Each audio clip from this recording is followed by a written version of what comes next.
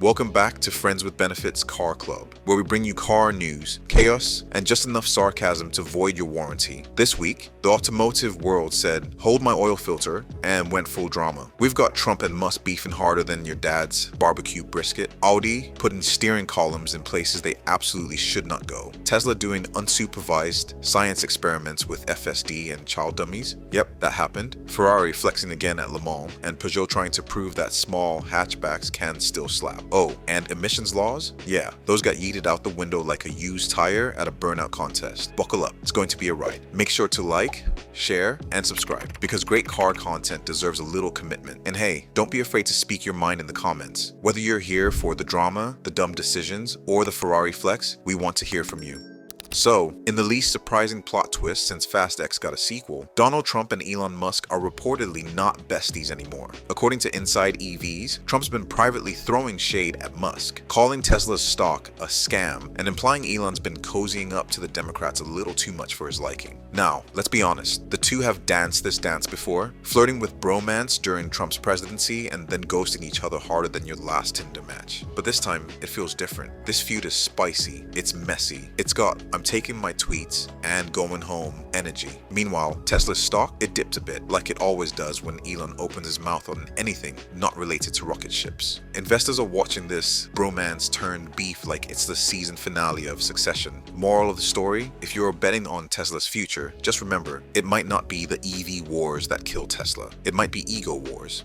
Audi's been busy giving the 2026 Q3 PHEV a glow up for Europe, but the spotlight quickly turned to something odd, specifically the steering column, or more accurately, the very strange placement of the steering column. According to Jalopnik, it shares its underpinnings, and unfortunately, its awkward interior layout, with cheaper VW Group models. So yes, this luxury-ish crossover now has a driver cockpit that might remind you of that budget rental car you swore you'd never drive again. Everything looks slightly offset, the steering wheel feels like it's mounted on a whim, and the ergonomics seem experimental at best. At first glance, it feels like someone at Audi closed their eyes and said, "Just vibe it into place," but maybe I'm wrong. Maybe this bizarre setup is secretly brilliant. Maybe it improves visibility, maybe it's better for posture, maybe it reduces driver fatigue and adds a unique driving character that we're all just too stuck in our ways to appreciate. It's possible that in 6 months, every car reviewer will be singing its praises like it's the second coming of Audi's Quattro, or it's just cost-cutting dressed up as innovation.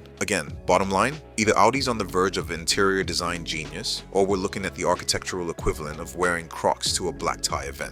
You decide.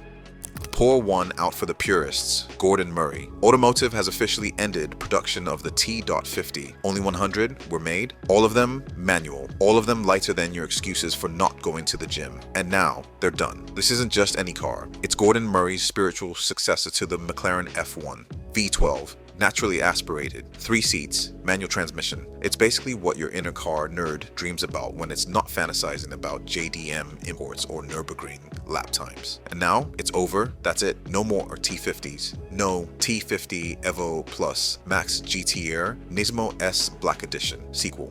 Just a mic drop from Gordon Murray, who basically said, "This is the pinnacle. Now I'm off to build a fan car with downforce that could pin you to the ceiling." TLDR, a legend came, revved to 12,100 RPM and dipped. RIP, manual V12s. You'll be missed more than common sense in a TikTok challenge.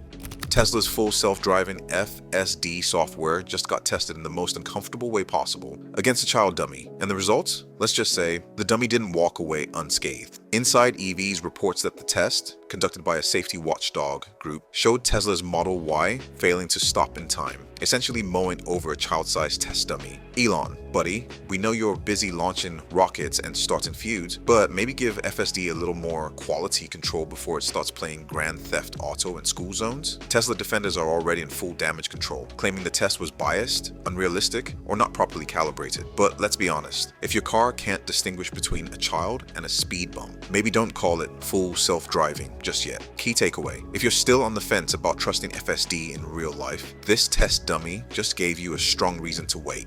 So, in the "wait, we're doing what now" category, Donald Trump is reportedly planning to strip individual states, especially California, of their right to set their own vehicle emission standards if re-elected. Because nothing screams progress like punting environmental policy back 50 years. For those of you unfamiliar with the US emissions rulebook, California's been doing its own thing for decades, setting stricter emissions standards than the federal government and dragging other states, and sometimes the entire auto industry, along for the ride. Think of California as that annoying but right friend who actually reads the ingredients on your food label and ruins snack time by pointing out you're eating literal plastic. But now, according to reports from Auto Week, Trump's camp wants to federalize emissions policy, basically saying, nah, California, you don't get to care about the air quality your kids breathe. That's Uncle Sam's job now. This would roll back not just the Clean Air Act's practical effects, but the motivation for automakers to build cleaner, more efficient cars. Why innovate when you can just build another V8 powered SUV and call it a day? Now let's be real, this isn't about cars, it's about control. It's political chess disguised as a tailpipe policy. But the result? More pollution, fewer electric options, and potentially a return to the days when smog was thicker than a McFlurry. Bottom line, if you thought EV adoption was slow now, wait until emissions rules get nerfed nationwide. The future is electric, unless it's running on fumes and campaign promises.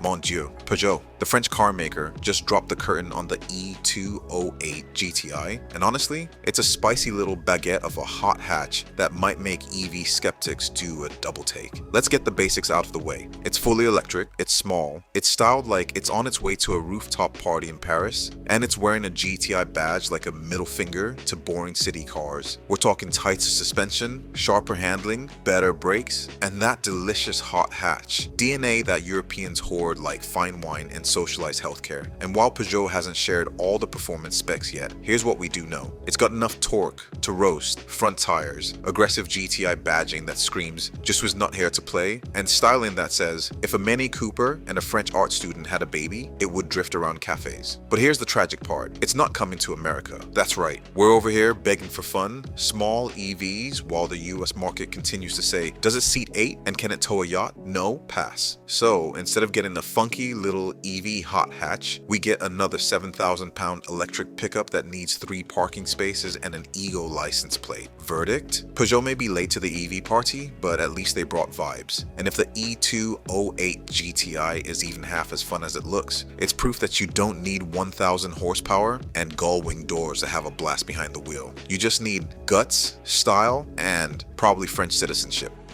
Picture this, a 24-hour race. The best endurance races from around the world, Toyota, Porsche, Cadillac, and more all lining up on the grid, revving, plotting, strategizing. And then Ferrari shows up, dusts off its trophy shelf and says, cool story bro, before casually taking its 3rd consecutive win at Le Mans. Yes, again, Ferrari just pulled off its 3rd straight Le Mans hypercar victory. And honestly, they're starting to make it look too easy, like that rich kid in high school who didn't study but still got A's while driving a better car than your teacher. Let's rewind. Ferrari came back to endurance racing in 2023 with the 499P after a 50-year break. Yes, 5-0, and in their very first race, they took the win. Most brands spend decades trying to even compete at Le Mans. Ferrari, they were like, hold my Rosso Corsa. This year, it was another wild 24-hour battle. Weather chaos, nighttime heroics, and some strategic genius in the pits. And when the checkered flag waved, Ferrari was on top. Again, the drivers, calm and collected. The car, flawless. The competition, probably crying into their race suits. And if you think this was a fluke, think again. Ferrari's hypercar program is absolutely dialed in. This isn't about brand heritage or red paint. This is about engineering perfection and ruthless execution. And right now, no one can touch them. Final thoughts. Ferrari's dominance is officially annoying, but in the most beautiful V12 sounding Ferrari kind of way. At this point, they're not just racing, they're making history. And everyone else, they're just trying to finish the race without getting lapped.